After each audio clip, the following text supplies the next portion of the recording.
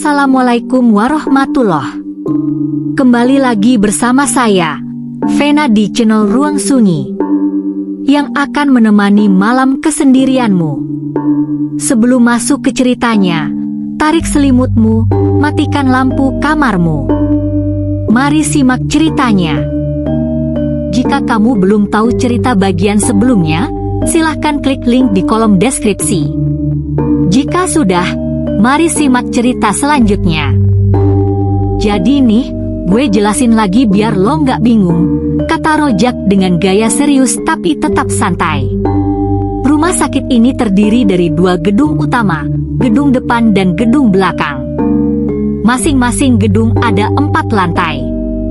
Gedung belakang buat rawat inap.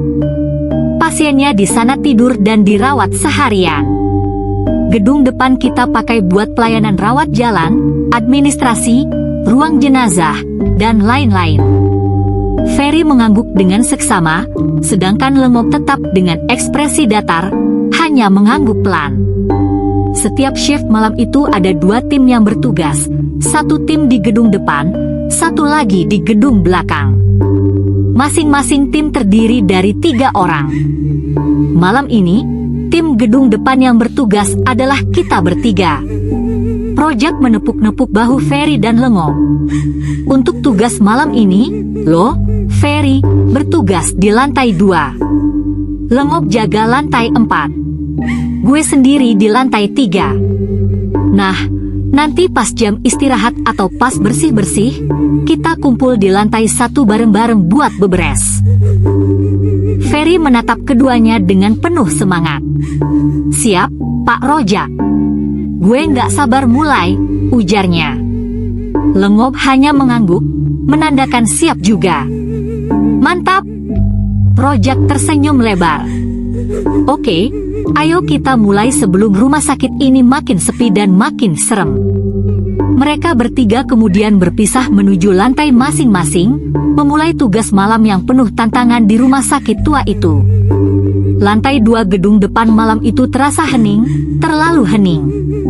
Cahaya lampu neon redup berpendar di sepanjang lorong, membuat bayangan benda-benda memanjang di dinding seperti sosok-sosok tak kasat mata yang mengintai. Ferry mendorong ember pelan sambil memegang pelmok, memulai tugas malam pertamanya. Lorong demi lorong ia bersihkan dengan telaten. Lantai yang awalnya kusam mulai mengilap di bawah sentuhan mopnya. SIP, bersih, gumamnya puas setelah sampai di ujung lorong. Namun saat ia berbalik dan melangkah kembali ke arah awal koridor, matanya langsung menangkap sesuatu yang membuat alisnya mengerut. Jejak kaki. Jejak kaki kecil kotor dan basah, terlihat jelas di lantai yang baru saja ia bersihkan. Bentuknya samar tapi nyata, mengarah ke dalam satu lorong kecil dekat ruangan yang terkunci. Wah, kampret. Baru juga dibersihin, gerutu Ferry. Dengan cepat dia mengepel jejak-jejak itu sampai hilang. Mungkin Rojak iseng kali, pikirnya, walau dalam hati ragu. Tadi jelas Rojak ditugaskan di lantai 3. Tak mungkin dia turun diam-diam hanya buat merjain. Ferry pun melanjutkan bersih-bersih ke area lain. Namun sekitar 10 menit kemudian, ketika ia kembali ke area awal, jejak kaki itu muncul lagi. Masih basah, masih kecil, dan mengarah ke tempat yang sama. Ferry berhenti. Nafasnya tertahan sesaat. Kali ini ia tak buru-buru mengepel. Dengan nada kesal, ia berujar lantang ke lorong yang kosong. Weh, setan. Kalau lo iseng, sini keluar. Gue hajar juga lo. Ferry bukan tipe penakut. Hidup susah dan ditinggal kedua orang tuanya sejak muda, membuat nyalinya lebih keras dari kebanyakan orang. Hal-hal gaib tak cukup membuatnya gentar. Tiba-tiba, dari ujung lorong terdengar suara samar. Suara kecil, seperti tawa anak-anak. Ferry langsung refleks menoleh. Matanya menangkap bayangan kecil melintas cepat di ujung lorong. Wah, teriaknya sambil berlari mengejar. Bayangan itu berlari menuju sudut gelap lorong. Ferry mengambil ember air kotor yang masih dia bawa dan tanpa pikir panjang, menyiramkannya ke arah bayangan itu. Biur. Rasa tuh air comberan, setan. Lo kira gue takut? Namun, yang terdengar hanya suara tetesan air. Lorong kembali hening. Tak ada bayangan. Tak ada jejak. Tapi udara terasa berbeda. Lebih dingin. Lebih berat. Ferry berdiri diam, matanya menyapu lorong yang kini basah dan kosong. Jantungnya berdetak sedikit lebih cepat, tapi senyum sinisnya tetap muncul. Kalau mau main-main, sini yang benar. Jangan sembunyi kayak tikus, tantangnya. Namun tak ada jawaban. Hanya lorong kosong yang terasa makin panjang, makin sunyi. Ferry menarik napas dalam-dalam, menenangkan diri. Dia berbalik perlahan dan kembali mendorong embernya, seolah tak terjadi apa-apa.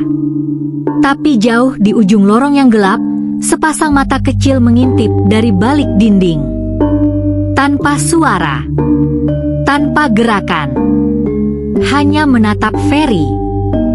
Ferry kembali menyusuri lorong lantai 2, menuju ruang lain yang belum ia bersihkan. Pelan-pelan, pel mopnya kembali bekerja menyapu debu dan kotoran yang menempel di lantai. Udara malam terasa makin dingin, dan entah mengapa, lampu-lampu di lorong seperti lebih redup dari biasanya. Saat ia mulai mengepel dekat ruang periksa gigi, tiba-tiba, tok, tok, tok. Sebuah benda kecil menggelinding keluar dari lorong samping, pelan-pelan menuju kakinya. Sebuah bola plastik warna merah, dengan gambar kartun yang sudah pudar. Bola itu menggelinding sendiri. Halus, lambat, seolah sengaja dikirimkan untuk menarik perhatiannya. Ferry langsung berhenti. Matanya menyipit menatap bola itu, lalu cepat-cepat melirik ke ujung lorong. Kosong. Tak ada siapapun di sana. Tak ada anak kecil. Tak ada suara. Hanya sunyi dan suara kipas angin tua berderit dari ujung lorong. Tanpa pikir panjang, Ferry mendengus, lalu menginjak bola itu dengan keras. Pleta. Bola itu meletus seketika, pecah jadi 2 bagian. Mampus lo. Kirain gue mau main bola sama setan. Heh, maki Ferry lantang sambil menatap lorong kosong. Lo kira gue anak TK, hah? Coba yang lebih niat kalau mau nakut-nakutin. Tak ada jawaban. Hanya suara pantulan jejak kaki Ferry dan ember yang bergeser pelan di lantai. Dengan ekspresi kesal, Ferry menyingkirkan sisa bola plastik yang hancur dan kembali mengepel seperti biasa, seolah tidak baru saja menginjak mainan milik entah siapa di lorong kosong rumah sakit tua. Namun di balik cermin buram ruang periksa yang gelap, tampak bayangan kecil berdiri diam. Seperti anak-anak. Tersenyum lebar. Sambil memperhatikan Ferry dengan mata kosong. Setelah menyelesaikan bersih-bersih di lantai 2, Ferry menarik napas lega. Ember kotor sudah ditaruh di pojok tangga, dan pel mop disandarkan ke dinding. Waktunya turun ke lantai 1, tempat mereka akan beberes bareng. Saat langkah Ferry menyentuh lantai 1 yang remang dan dingin, terdengar suara dari arah pos satpam. "Weh, Fer, sini dulu." Ternyata suara Rojak melambai dari dalam pos satpam yang terletak di sudut dekat pintu utama. Ferry mendekat. Di dalam, tampak Rojak duduk santai sambil menyeruput kopi dari gelas bening. Di sebelahnya ada Lengop, yang seperti biasa diam dan tenang. Satu orang lain yang belum Ferry kenal duduk sambil memegang senter di pangkuan. Seorang pria setengah baya, perawakan kekar, wajah keras tapi ramah. "Nih, kenalin. Ini Pak Dobleh, satpam senior di sini." Udah jaga dari zaman rumah sakit ini masih bau cat, ujar Rojak sambil nyengir. Ferry menjabat tangan Pak Dobleh. Saya Ferry, OB baru, Pak. Baru masuk hari ini. Wah, mantap, mantap, kata Pak Dobleh sambil mengangguk puas. Masih muda, tapi mukanya udah kayak yang kenyang hidup susah. Cocok kerja di sini. Semua tertawa, termasuk Ferry. Nih, ngopi dulu. Masih panas? Kata Rojak sambil menyodorkan gelas plastik berisi kopi hitam yang mengepul. Obrolan pun mengalir. Mereka membahas shift malam, cerita lucu para pasien, hingga kejadian-kejadian aneh yang katanya sering muncul kalau malam Jumat. Lengop tiba-tiba membuka suara, suaranya datar tapi jelas. Tadi, di lantai 2 gue denger suara benda meletus. Keras. Kayak balon pecah. Ferry langsung nyengir. Ah, itu gue, Lengop. Ada bola plastik ngelinding sendiri ke kaki gue. Kirain ada yang iseng gue injek tuh bola sampai meletus. Rojak langsung tertawa keras, hampir tersedak kopi. Wah, setannya ngajak main, malah dibunuh bolanya. Lengop ikut tersenyum tipis, dan bahkan Pak Dobleh terkekeh pelan. Jarang-jarang ada OB baru berani segitu. Biasanya baru juga udah kabur kalau lihat bayangan. Ferry hanya mengangkat bahu dan tersenyum. Buat saya, setan atau manusia, kalau ganggu kerja ya saya lawan. Hidup udah susah, ngadepin yang beginian mah kecil. Pak Dobleh menatap Ferry sejenak, lalu mengangguk kagum. Bagus. Tapi ingat ya, nak, kalau di sini, yang penting bukan cuma berani, tapi tahu kapan harus diam. Ferry sempat terdiam sejenak. Tatapan Pak Dobleh serius, berbeda dari suasana santai tadi. Tapi sebelum suasana menjadi aneh, Rojak langsung nyeletuk, udah jangan bikin horor. Ngopi dulu, nanti lanjut bersih-bersih bareng di lantai 1. Mereka pun kembali tertawa, menyesap kopi, dan menikmati kehangatan kecil di tengah dinginnya malam rumah sakit tua itu. Setelah beberapa tegukan kopi, suasana di pos satpam makin akrab. Lampu neon tua di atas kepala berpenda redup, ditemani suara jangkrik dari luar jendela dan sesekali suara gorden lorong yang bergoyang sendiri tertiup angin AC.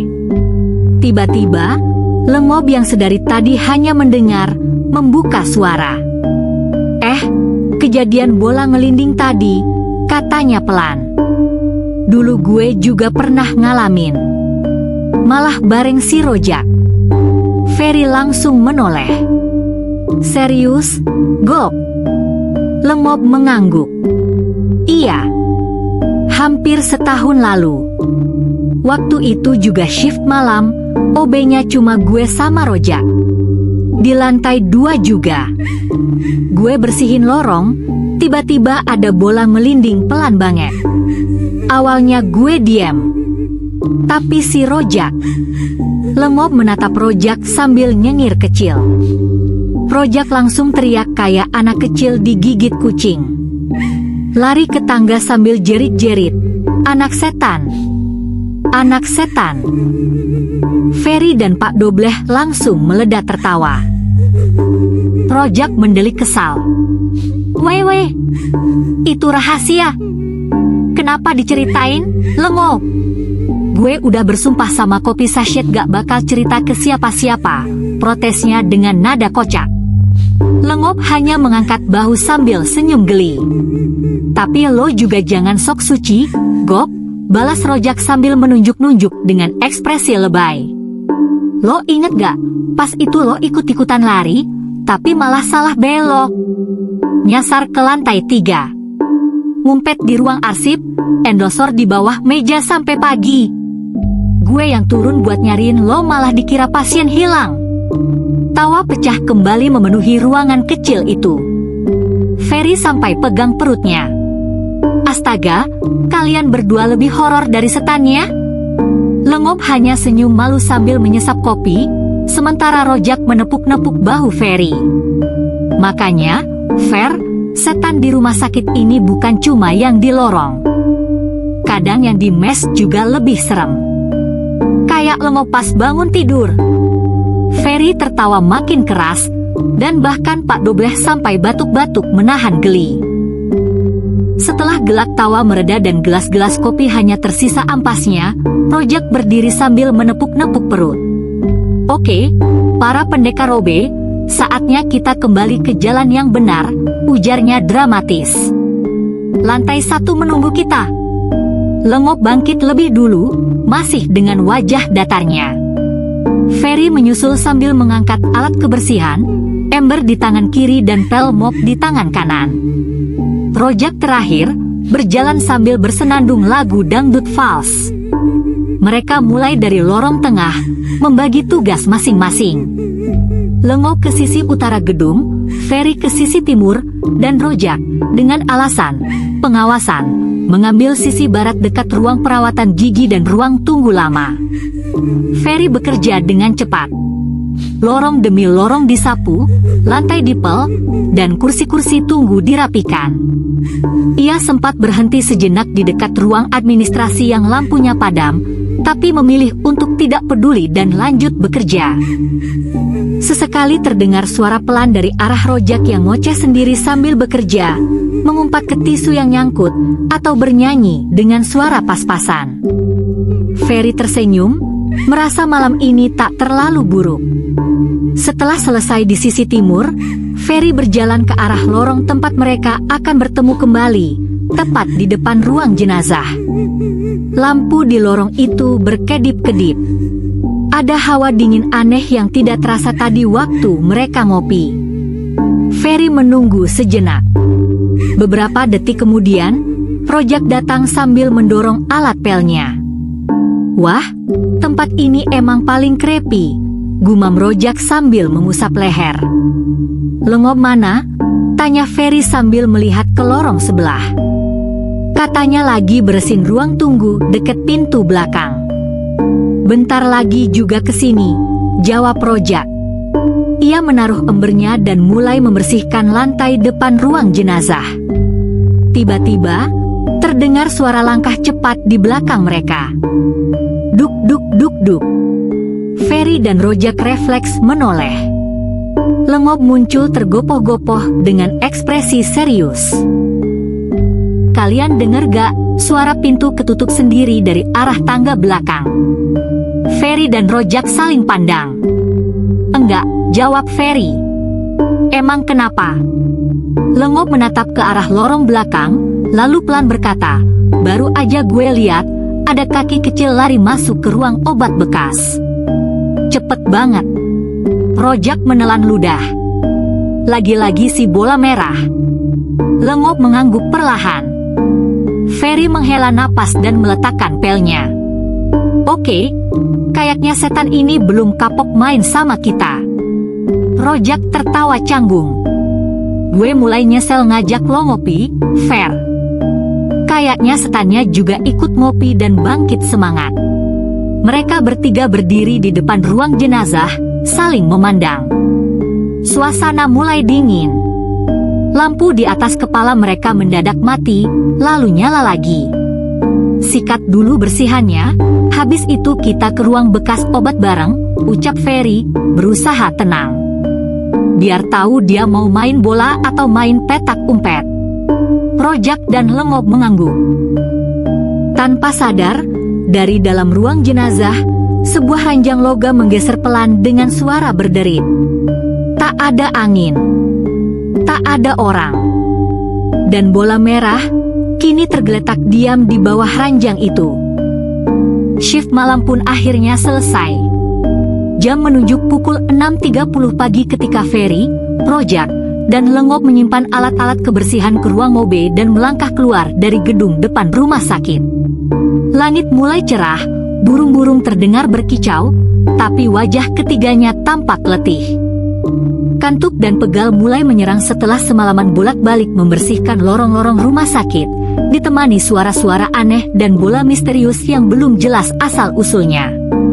Mereka berjalan pelan menuju mes. Udara pagi terasa segar, tapi tetap belum cukup untuk mengusir kelelahan mereka. Sesampainya di mes, ketiganya langsung masuk ke kamar masing-masing. Ferry menjatuhkan diri ke kasur tipisnya. Suara kipas angin tua berdengung pelan di pojokan kamar. Tidur sejam juga cukup, gumamnya sebelum akhirnya terlelap. Sekitar pukul 8 pagi, suara keras membelah keheningan mes. "Woi bangun, waktu sarapan. Gak mau ketinggalan nasi uduk kan, ha?" Ferry terlonjak dari kasur. Matanya masih setengah lengket, napas berat, tapi suara Rojak sudah seperti alarm perang. "Gila lo, Jak! Baru juga tidur sejam," seru Ferry dari dalam kamar. Pintu kamar Ferry terbuka, dan muncul wajah Rojak dengan rambut acak-acakan dan mata panda. Tapi ekspresinya ceria seperti biasa. Di tangannya sudah ada handuk, dan aroma sabun mandi masih melekat. "Bangun, Fer. Kalau nggak sekarang, kita cuma kebagian kerupuk doang. Lo mau sarapan kerupuk pakai senyum? Yuk, mandi. Gue traktir hari ini," ujar Rojak, gaya pahlawan kesiangan. Dari ujung lorong, muncul juga Lengo, baru keluar kamar dengan wajah tetap datar, tapi rambutnya masih basah. "Gue udah mandi. Gas sarapan sekarang. Gue juga lapar." Ferry mengusap wajah, lalu berdiri. Oke. 5 menit. Tapi lo 2 harus tanggung jawab kalau gue tidur di warung. Rojak tertawa puas. "Santai. Yang penting sebelum tidur, perut bahagia dulu." Mes kembali hidup pagi itu. Tawa dan celoteh mereka menyambung kembali setelah malam yang panjang. Mungkin rumah sakit ini punya sisi gelap yang belum mereka pahami, tapi pagi hari, semuanya terasa biasa saja. Pagi itu, warung nasi uduk Mak Sari yang terletak di belakang rumah sakit sudah ramai oleh pegawai rumah sakit, perawat, satpam, sopir ambulans, hingga para OB. Bau harum nasi uduk yang mengepul dari panci besar bercampur dengan aroma ayam goreng, sambal kacang, dan daun kemangi memenuhi udara. Ferry, Rojak, dan Lengo berjalan santai ke sana. Rojak dengan gaya santainya menyapa beberapa langganan tetap warung. "Weh Bu Eni, jangan rebutan tempe mulu," celetuknya, membuat si ibu-ibu perawat tertawa. Mereka bertiga memesan nasi uduk lengkap, telur balado, orek tempe, dan kerupuk. Tak lupa teh manis panas dan sambal kacang khas Mak Sari yang terkenal pedas dan bikin ketagihan.